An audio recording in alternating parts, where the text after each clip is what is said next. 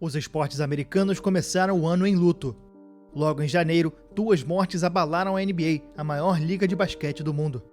No primeiro dia do ano, morreu David Stern, ex-comissário da liga e responsável pela transformação do campeonato em um fenômeno mundial.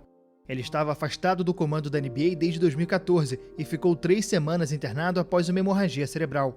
O luto do basquete americano aumentou no final do mesmo mês, quando um acidente de helicóptero vitimou Kobe Bryant, a filha Gianna, de 13 anos, e mais 7 pessoas.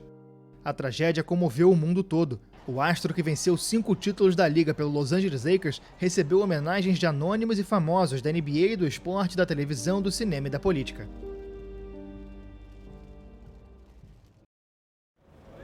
Com a pandemia que assolou os 5 continentes, os esportes pararam. No mundo inteiro, campeonatos foram suspensos ou cancelados para evitar a propagação da Covid-19. Em Milão, a partida entre Atalanta e Valência pela Liga dos Campeões da Europa em 19 de fevereiro foi considerada como uma bomba biológica para a propagação do vírus, aumentando o número de contágios no norte da Itália. A região foi a mais afetada do país e uma das mais atingidas do continente. Até os Jogos Olímpicos de Tóquio foram adiados, uma decisão inédita, já que em 1916, 1940 e 1944 as edições foram canceladas em razão das grandes guerras. Tóquio 2020 manteve o nome e agora a previsão é que comece em 23 de julho de 2021 e termine em 8 de agosto. Os Jogos Paralímpicos devem começar em 24 de agosto e terminar em 5 de setembro. Depois de longas discussões sobre como retomar as disputas esportivas, uma estratégia apareceu como favorita: o esquema de bolha. A NBA foi pioneira. 22 times foram enviados para o complexo esportivo da Disney, na Flórida, para ficarem isolados durante 3 meses, em um modelo que foi um sucesso, sem nenhum caso detectado entre jogadores, comissões técnicas e funcionários. Na quadra, a política esteve presente não só no Black Lives Matter impresso em letras garrafais. Antes de cada partida, jogadores ajoelhados durante o hino em protesto contra a violência policial. Nas camisas de jogo, no lugar do nome dos atletas, mensagens de protesto, pedidos para que a população votasse, pedidos por reforma educacional e, é claro, vidas negras importam, a mensagem repetida durante toda a bolha.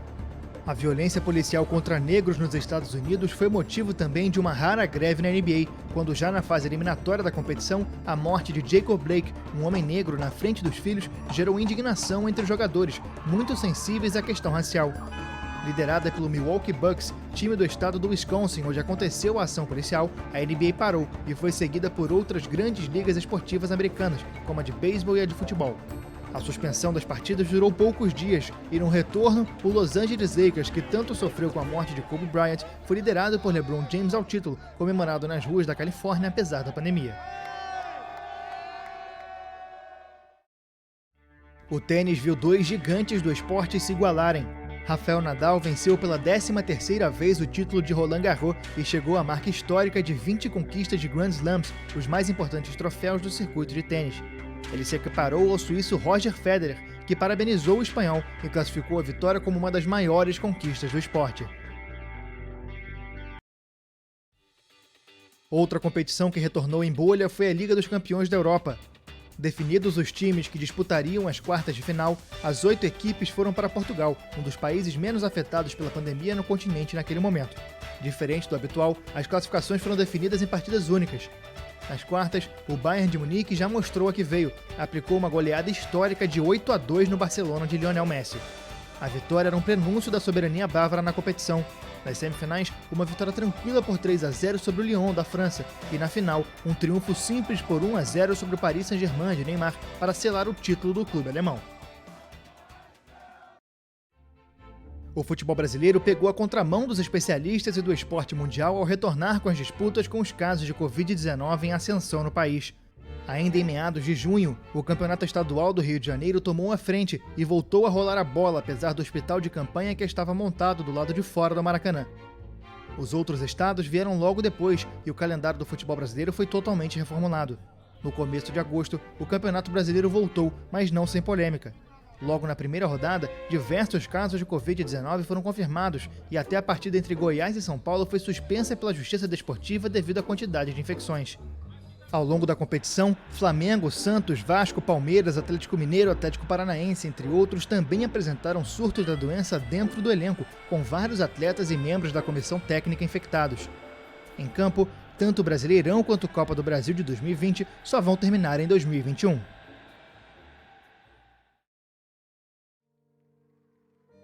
Em outubro, 2 gênios do futebol comemoraram aniversários redondos com apenas uma semana de diferença, mas para um deles, o que era felicidade virou tristeza, comoção e um adeus precoce.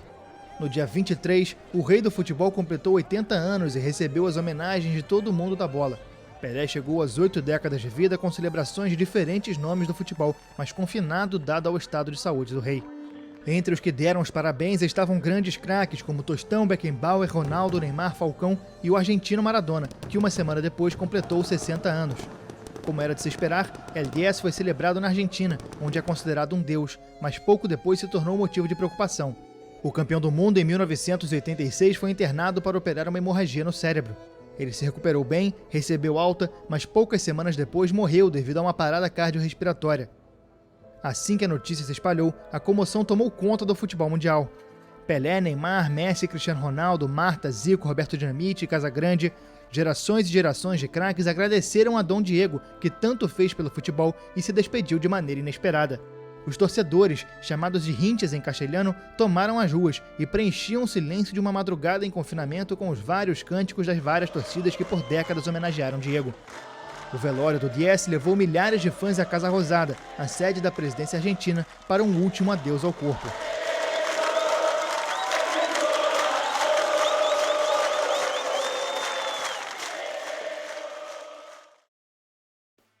No automobilismo, um recorde que parecia imbatível caiu em 2020.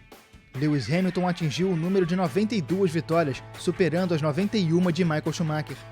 O piloto inglês, que utilizou a grande exposição da categoria para chamar atenção para a violência policial contra negros, continuou a vencer depois do recorde. Na vitória 93, confirmou o heptacampeonato seguido do Mundial de Construtores para a Mercedes, também um recorde, e na 94, confirmou o próprio heptacampeonato, também igualando o alemão como os 2 maiores campeões mundiais da Fórmula 1.